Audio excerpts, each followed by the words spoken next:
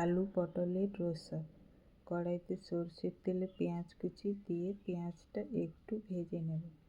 এরপর আলু পটল একই সাথে দিয়ে পরিমাণ মতো নুন হলুদ দিয়ে সবজিটা একটু ভেজে নেব।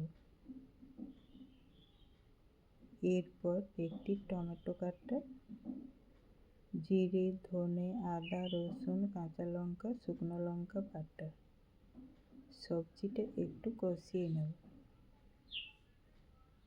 মশলার কাঁচা গন্ধ চলে যাওয়া পর্যন্ত সবজিটা ভেজে নেব।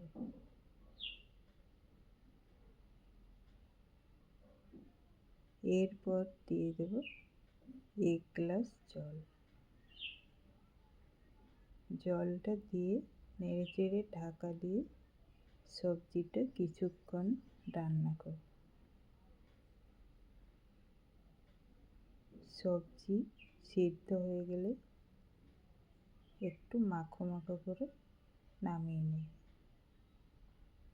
আলু পটলের রসা রেডি।